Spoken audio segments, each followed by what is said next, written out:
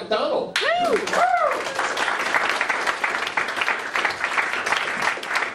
Hello. How's everybody doing? Good. I live with my girl. Been living with her for a while. Earlier this year, we got some pets. We got some pet guinea pigs.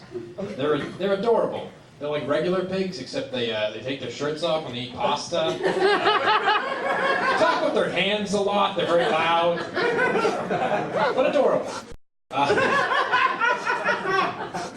Here's the thing, though. We started out with just the one guinea pig, and then apparently my girl read something on Reddit and fuck Reddit. She apparently read on Reddit that like if you get just one guinea pig, it'll die of loneliness. So you have to get a second guinea pig. So we got a second guinea pig, and we were trying to get a girl, but I don't know if you know this. Guinea pig genitalia is very indistinguishable, like very not much. So we got a boy, and found out that she got pregnant, and so we had to get it neutered. And does anyone want to venture a guess how much it costs to get a male guinea pig neutered? Does anyone want to venture a guess? It's going to be more than we think. $460 to neuter a male guinea pig, plus $65 in aftercare medication. Why it needed 3 different kinds of antibiotics, I have no fucking idea. Does anyone want to venture a guess how much it costs to put up a cardboard divider between your male and female guinea pigs? $0, I'm a fucking idiot. My point is, does anybody want some fucking guinea pigs? I have 6 now. My room smells like shit, it's awful. There's fucking hay and little pellets everywhere, it's terrible. They're right next to the bed. It's a very small room. It's awful. I have some weird friends. I recently walked into a conversation where a couple of my friends were having about how a centaur would masturbate.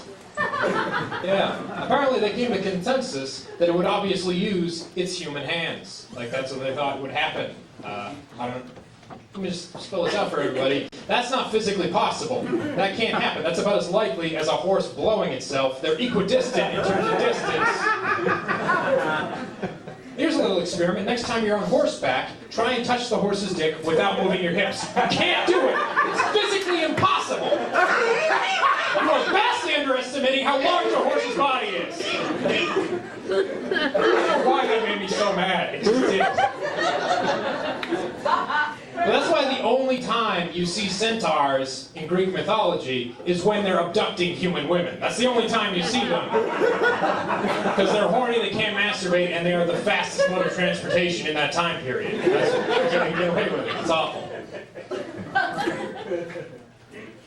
I just realized that's a mythological creature rape joke, and that's... I don't know how I feel about that. That's a little awkward. What else? I've been with my lady for a while now, so I'm monogamous, so I can't bang other chicks yet. We're working on that.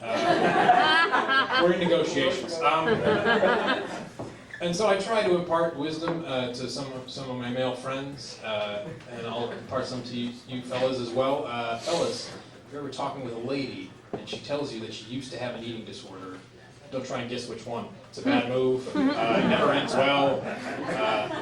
Definitely don't let your first guess be compulsive overeating, because then she just runs away crying, and her friend comes up to you and says, "You asshole, she was bulimic." I was like, well, I mean, I was half right. I totally nailed the binging part. I don't know, but I don't know, I feel like sex education is something that should be improved upon in this country. Because when I was in elementary school, was the first time I ever had any sort of sex ed, and it was just it was like we were real young, so it was basically just like, hey, heads up, fellas, you're gonna get boners soon. That's all it was, pretty much. And one of the kids asked the teacher, "Can you pee when you have an erection?" And the teacher said, "No, you can't pee when you have an erection." I found out the hard way years later, that's completely inaccurate. You can't pee when you have an erection. I don't know if any of you have ever had the awkward experience of giving someone an inadvertent golden shower. But saying your 4th grade gym teacher told you it couldn't happen is not a sufficient apology. She's still very pissed off about getting pissed on, is what I'm saying. All right, that's enough out of me. I'll give it back to your host, Rick James.